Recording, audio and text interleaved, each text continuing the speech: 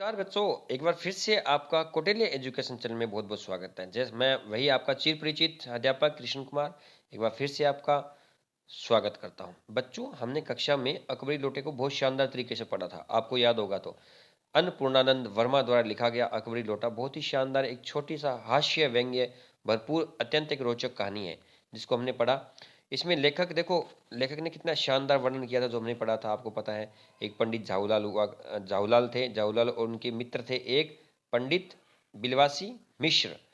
और किस तरीके से वो मतलब एक कहानी बनाते हैं और ये कहानी यहाँ से आपकी शुरू होती है। तो आपको कहानी मैंने कल कक्षा में बता दी थी, तो हम कहानी को ज़्यादा डिटेल में नहीं जाएंगे, लेकिन मैं थोड़ा थोड़ा डिटेल में वैसे ही आपको बता देता हूँ कि किस तरीके से वो, उसकी पत्नी है वो 250 रुपये उनसे मांग करती है। तो वो बहुत कंजूस होते हैं, पैसे उनके पास थे नहीं, तो उन्होंने कहा कि अगर आप नहीं दोगे तो मैं आपके भाई से पैसे अपने भाई से पैसे मांग लो, नहीं यानी उनके साले से, मैं अपने भाई से पैसे मांग लूंगी। तो उसने कहा नहीं नहीं, ऐसा तो बेइज्जती हो जाएगी। तो उन्होंने कहा कि उन्होंने ये समस्या अपने जो मित्र थे पंडित झाऊलाल उनको बताई, और उन्होंने पंडित झाऊलाल को ने जब पंडित बिलवासी मिश्र को ये बात बताई, तो पंडित बिलवासी मिश्र ने कहा कि ठीक है, मैं आपकी समस्या का समाधान करूंगा और मैं जैसे तैसे किसी से मांग चांग के 250 रुपये ला कर दूंगा। फिर वो पंडित जवाहरलाल की जो पत्नी है वो उनको 7 दिन का टाइम देती है। जब लास्ट दिन होता है, 7वां दिन, तो वो छत पे खड़े होते हैं मुंडेर पे, और वहां से क्या होता है, उनके वो अपनी पत्नी से पानी मंगाते हैं। तो पानी मंगाते हैं तो वो क्या होता है, उनके हाथ से लोटा छूट जाता है। ये यहाँ वाला पैर आ गया ये, ठीक है। जब लोटा छूट जाता है तो नीचे एक अंग्रेज होता है, उसके जो एक दुकान की छत होती है उससे टकरा कर, छज्जा जो होता है उससे टकरा कर वो उनके पैर पे जाके गिरता है, वो चोट लगती है उनको, और पूरा पानी अंग्रेज के ऊपर होता है। तो उस तरीके से वो फिर वो पंडित जवाहरलाल के घर में आते हैं, और घर में आने के बाद है वो उलाना देने के लिए आते हैं। बहुत सारे लोग इकट्ठे हो जाते हैं, तो वहाँ पे पंडित बिलवासी मिश्र भी आ जाते हैं, और फिर वो एक कहानी बनाते हैं कि ये अकबर के ज़माने का लोटा है, ये है वो है, तो उनको बचा लेते हैं, कहने का मतलब अपने मित्र झाऊलाल को। और वही जो लोटा है वो उनको 500 रुपये में बेच देते, उसी अंग्रेज को वो लोटा है वो 500 रुपये में, कि ये अकबर के ज़माने का लोटा है। और अकबर के जो पिता थे हुमायूं, उन्होंने एक बार रेगिस्तान में इससे पानी पिया था, तो ये एक ऐतिहासिक लोटा है। और उस अंग्रेज को पुरानी चीज़ें इकट्ठा करने का शौक था, तो इसलिए उसने वो 500 रुपये में वो लोटा खरीद लिया। अब 500 रुपये उन्होंने झाऊलाल को दिया, और अपने जो 250 रुपये वो लाए थे वो 250 रुपये वापिस ले गए, और वो 250 रुपये वो अपनी बीवी के वहाँ से चुरा के लाए थे, ठीक है ना। और वो जाके वापस रख दिया उन्होंने, और वो आराम से रहने लगे। तो अब ये मेजर डगलस का जो जहांगीरी अंडा की बात है, ये अंग्रेज बताता है पंडित जवाहरलाल बिलवासी मिश्र को कि उस एक टाइम में मेजर डगलस भी यहाँ पे आए तो जहांगीरी अंडा ले गए थे। ऐसे ही कोई टोपी उस अंग्रेज को किसी ने पहना दी होगी, 500-400 रुपये ले लिए होंगे बता के। तो इस तरीके से ये एक व्यंग्यपूर्ण रोचक कहानी है, ठीक है ना। और कि इसके आगे हम चलेंगे इसके अंदर प्रश्न आंसर की ओर, ठीक है। तो आपके कठिन शब्दार्थ है वो यहाँ से लिखने हैं आपको, ये आपके कठिन शब्दार्थ है बच्चों, ये समझने वाली चीज़ें आपकी यहाँ से है, ठीक है।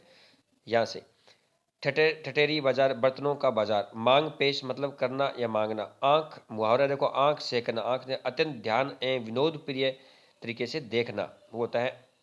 तात्पर्य देखो, अर्थ प्रबंध मतलब व्यवस्था होता है।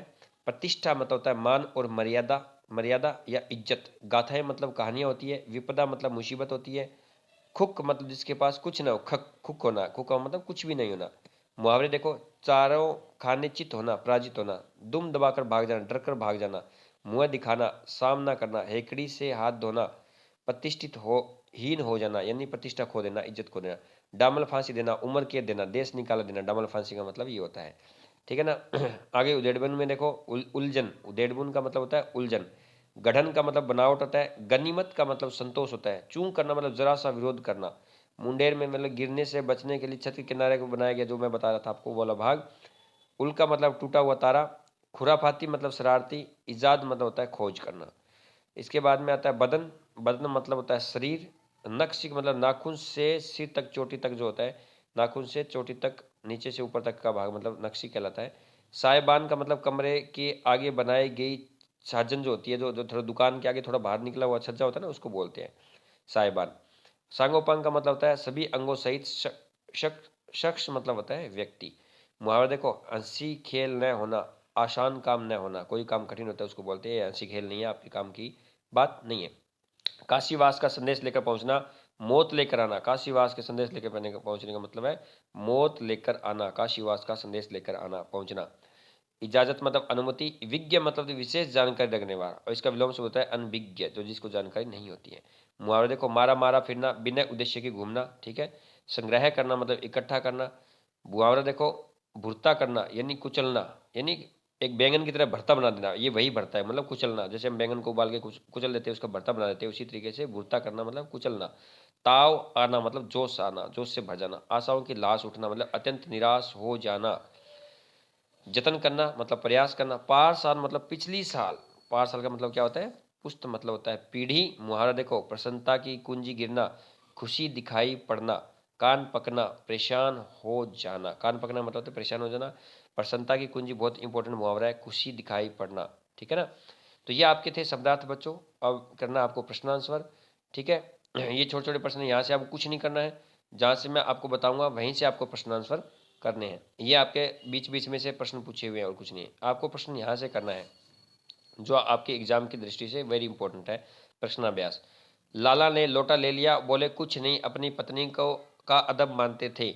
लाला झाऊलाल को बेढंग लोटा बिल्कुल पसंद नहीं था, फिर भी उन्होंने चुपचाप लोटा ले लिया। और आपके विचार से वे चुपचाप क्यों रहे? क्योंकि उसी दिन उनकी पत्नी ने 250 रुपये मांगा था, और पत्नी को कहीं गुस्सा ना आ जाए इसके डर के मारे वो। तो ये आप प्रश्न का आंसर यहाँ से लिख लेंगे। मैं थोड़ा और बड़ा करके आपको दिखा देता हूँ, ठीक है बच्चों। उसके बाद में सेकंड प्रश्न भी आपको करना है बच्चों। इसका जो सेकंड वाला प्रश्न है ये भी आपको करना है, ये करना है और ये करना है। आगे चलते हैं हम नेक्स्ट में देख लीजिए आपको कौन कौन से प्रश्न करने हैं, यहाँ से देखते हैं पहले। एक मिनट, यहाँ से देखिए, आपको प्रश्न नंबर 3 भी करना है। प्रश्न नंबर आपको कौन सा करना है? 3 भी करना है। प्रश्न नंबर 4 भी करना है। प्रश्न नंबर 5 भी करना है। वेरी इंपॉर्टेंट है 5 नंबर, पहला और 5 नंबर दोनों वेरी इंपॉर्टेंट है, ध्यान रखना। ये आपको 5 प्रश्न करने हैं, ठीक है। उसके बाद आ जाइए आप आगे। तो ये जो प्रश्न है ये वाला, ये उसकी पत्नी ने बोला था, ये वाला प्रश्न आपको करना है, ठीक है, पत्नी वाला। उसके बाद में हम चलते हैं नेक्स्ट आगे। इसके बाद में आपको कोई प्रश्न इसमें से नहीं करना है। आपको देखो यहाँ पे मुहावरे थोड़ा समझना है, वो मैं समझा दूँ तो समझाने वाली चीज़ें देखो। यहाँ से ये वाला प्रश्न, ये आपको अपनी कॉपी में नोटबुक में लिखना है। पाठ में 5 मुहावरों का प्रयोग किया गया, उन पांचों को हम देखेंगे। पहले यहाँ पे दुम दबाकर भागना, कुत्तों को आत देखकर बिल्ली दुम दबाकर भाग गई, यानी कुत्ते को आता देखकर बिल्ली क्या हो गई? दुम दबाकर भाग गई। तो ये इसका मतलब होता है डर कर भाग जाना, ठीक है। कुक होना, पास में पैसा न होना, मतलब कुक खुक खुक खुक खुक खुक का मतलब होता है कुछ भी ना होना। 2 महीने से वेतन न मिलने के कारण मोहन बिल्कुल खुक हो गया। हाथ धोना, शराब पीकर गवा देना। हाथ धोना का मतलब होता है सब कुछ गवा देना, खो देना। शराब पीकर गाड़ी चलाते हुए उसका एक्सीडेंट हो गया, उसने जान से हाथ धोना पड़ा। आंख से ओझल होना, आंख से ओझल होना। आंख से ओझल होने का मतलब होता है अदृश्य होना, मतलब बिल्कुल अब दिखाई नहीं देना, कुछ भी नहीं दिखाई दे रहा है। सवेरा हुआ तो तारे आंखों से ओझल होने लगे। हंसी खेल न होना, मतलब काम आसान न होना। हम कहते हैं ना आपके बच्चों का ये काम नहीं है, हंसी खेल नहीं है कोई, आप ये काम कर लोगे इस तरीके से।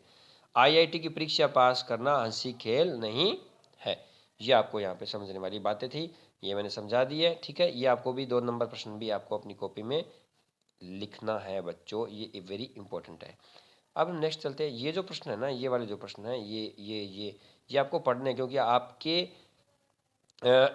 जो प्रश्न आंसर आएगा, जो क्वेश्चन पेपर आएगा बच्चों, तो उसमें एमसीक्यू प्रश्न आएंगे। तो इसके लिए एमसीक्यू बहुत इंपॉर्टेंट है। आपको कम से कम 10-10, 20-20, 25-25 नंबर के आते हैं ये एमसीक्यू प्रश्न। तो आपको इनको बिल्कुल लाइटली नहीं लेना है, इनको जरूर पढ़ना है आपको, ठीक है ना। इनको सिर्फ आपको पढ़ना है, लिखना नहीं है इनको। मैं फिर बता रहा हूँ, इनको आपको एमसीक्यू जितने भी, आपको एक भी नहीं लिखना है, बस इनके ये आंसर यहाँ पे दिए हुए थे देखो, या इसमें इसके में जो पहले वाले थे उनके ये आंसर है, पहले वाले की ये है, अब वालों की ये है। तो आपको इनको देखना है। अगर मैं इनको एक एक को पढ़ाऊंगा तो बहुत लंबा वीडियो बन जाएगा, तो आप देख भी नहीं पाओगे, ठीक है ना। खुराफाती का मतलब क्या होता है? खुराफाती का मतलब होता है शरारती। तो ये बहुत सारी चीज़ें हैं आपको मैंने दिखाई है, आप इनको सिर्फ पढ़ना है। इसमें भी आपको कोई प्रश्न नहीं करना है, ठीक है ना। इसमें से भी आपको कोई नहीं करना है, ये आपको बस वही पढ़ना है सब के सब, ठीक है। इनमें कोई प्रश्न आपको नहीं करना, ये एमसीक्यू है सारे के सारे, और इनको आपको कोई प्रश्न को नहीं पढ़ना। यहाँ तक एमसीक्यू है, इसके बाद ये वाला भी नहीं करना आपको, क्यों मेन प्रश्न आपके आगे जो आपको चीज़ आनी थी, ठीक है बच्चों।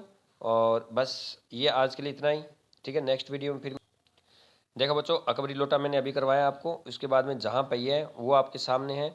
ये पड्डुकोट्टई की जो तमिलनाडु में एक शहर है, वहाँ की कुछ नव साक्षर महिलाओं की कहानी है, जो साइकिल चलाकर मतलब अपने सारे काम कर सकती है। वहाँ पे साइकिल चलाना की अनुमति नहीं थी, लेकिन वहाँ पे पड्डुकोट्टई की कुछ महिलाओं ने जहाँ पे मुस्लिम युवा लड़कियों ने साइकिल चलाना सीखा, और वहाँ पे अब एक क्रांति आ गई है। एक जमीला नाम की युवती का इसमें वर्णन किया गया है जो साइकिल चलाती है, ठीक है।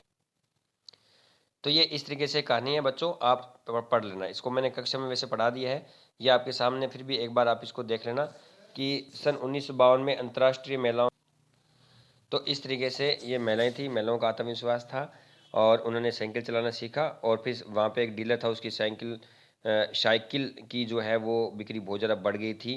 तो इसका मतलब है कि साइकिल चलाने से जो आर्थिक जो फायदा हुआ था वो सबसे ज़्यादा महिलाओं का हुआ था, और महिलाओं की आर्थिक आय है वो बढ़ गई थी। तो बच्चों इसमें कुछ नहीं है, आपको सिर्फ और सिर्फ क्या करना है, ये लेसन मैंने आपको कक्षा में पढ़ा दिया। आप सिर्फ एक कठिन शब्दार्थ लिखने हैं, यहाँ से स्टार्ट करना है आपको लिखना है, ये वाली चीज़ आपको लिखनी है, ठीक है। तो मैं कठिन शब्दार्थ आपको पढ़ाता हूँ। नव साक्षर का मतलब होता है बच्चों, जिसने पढ़ना लिखना जल्दी में ही सीखा हो। अभी जिसने पढ़ना लिखना जल्दी में ही सीखा हो उसे कहते हैं नव साक्षर।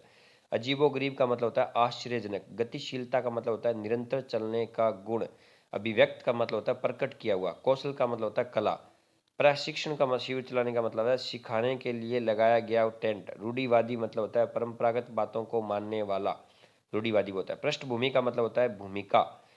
फबती कसना मतलब व्यंग्यपूर्ण बात कहना, हम कहते हैं कटाक्ष करना या व्यंग्यपूर्ण बात करना। चाव मतलब रुचि होता है। समुदाय मतलब समूह होता है। खेती हर मजदूर मतलब खेत में काम करने वाले जो मजदूर होते हैं उसको बोलते हैं।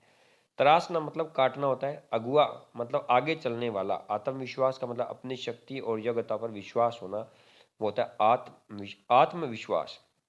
यकीन का मतलब विश्वास होता है, ठीक है। और स्वीकृति मतलब मंजूरी। आवेग मतलब उत्तेजना। और प्रोत्साहन मतलब उत्साहवर्धन होता है। उत्साह एक उमंग भी होता है। हक्का बक्का करना, आश्चर्य में डाल देना। सत्कर्ता मतलब सावधानी से।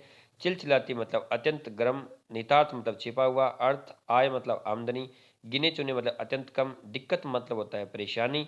पहलू मतलब होता है गुण दोष की दृष्टि से कोई पक्ष। आत्म सम्मान का मतलब होता है अपनी इज्जत, ठीक है। तो ये कुछ यहाँ पे थे। इसके लेखक मैं आपको बता दूं, देखो पाठ का नाम जहाँ पहिया है और लेखक का नाम है पी साईनाथ, ठीक है।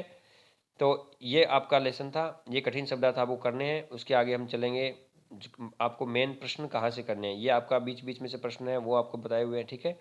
तो हम इनको नहीं पढ़ेंगे, आगे चलेंगे जहाँ से आपको प्रश्न लिखना है। आपको प्रश्न में तो बच्चों यहाँ से लिखना है बेटा, ठीक है। यहाँ से ये प्रश्न आपको करने हैं यहाँ पे।